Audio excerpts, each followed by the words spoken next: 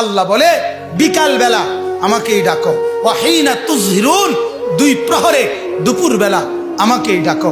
আল্লাহ বলে বান্দা শুধু আমাকেই ভাবো, আমাকেই ডাকো, আমার সাথে সম্পর্ক গড়ো।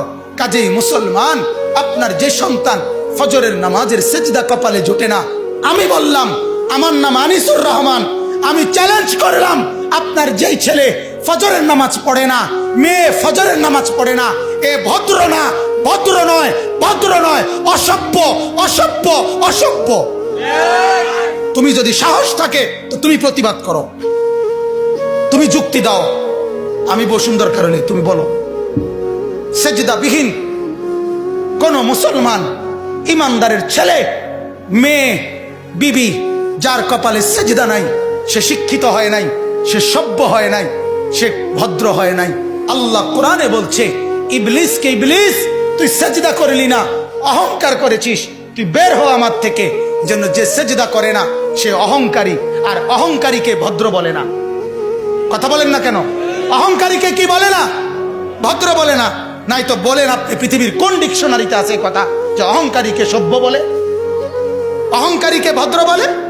আল্লাহ তো কোরআনে বলছে সেজদা না করা এটা অহংকার। এটা কি বলেন না? তাইলে অহংকারী কি ভদ্র হয়? অহংকারী কি সভ্য হয়? অতএব ছেলেকে ভদ্র বানান, ছেলেকে সভ্য বানান। পড়েন আপনি, কোনো সমস্যা নাই, বাংলা পড়েন, অঙ্ক পড়েন, ইংরেজি পড়েন, পদার্থ পড়েন, জীববিজ্ঞান পড়েন, হিমালয় পর্বত ফুরাটা ফইরা বাইতে যায় পড়েন, কোনো মানা নাই। আটলান্টিক মহাসাগর পইরা বাইতে নালান, কোনো আপত্তি নাই। কিন্তু কোরআন বাদ দিলেন কেন? সেজদা বাদ দিলেন কেন? গোলামি বাদ দিলেন কেন? বন্দিগি বাদ দিলেন কেন? আল্লাহকে ছেড়ে দিলেন কেন? আল্লাহর সাথে দুশ্মনী কেন?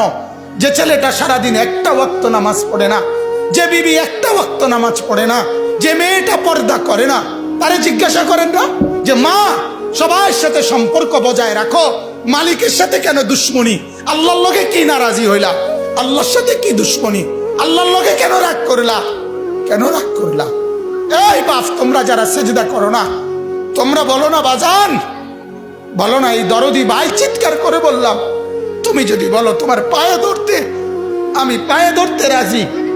তুমি যদি বলো তোমারে জড়িয়ে ধরে কাঁদতে, আমি কাঁদতে রাজি। তুমি বলো কেন আল্লাহর সাথে রাগ করলা? কেন আল্লাহর সাথে রাগ করলা?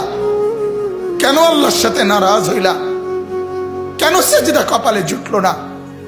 কেন মালিকের সাথে সারাদিনের এত কিছুর বিনিময়ে আল্লাহ তাআলা একটা মিস কল দিলে, 2 সেকেন্ডের একটা মিস কল দিলে বন্ধু তুমি টের পাও তোমার মোবাইলে মিস কল আসছে।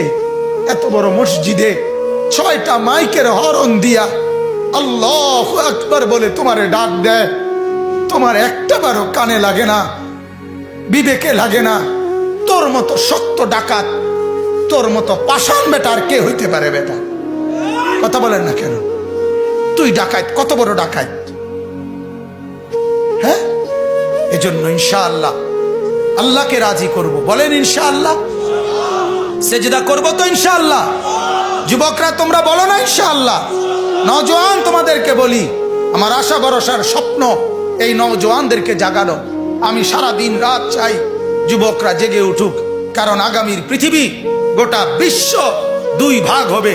এটাই পৃথিবীর পুরা ভবিষ্যৎ। এক ভাগ পুরাপুরি দাজ্জালের অনুসারী কাফের, আরেক ভাগ মাহাদির অনুসারী ইমানদার।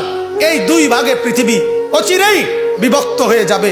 তুমি যদি মাহাদির পক্ষে থাকতে না পারো, তুমি যদি দাজ্জালের ধোকায় পড়ে যাও, আল্লাহর কসম ঈমান নিয়ে কবরে যাইতে পারবা না।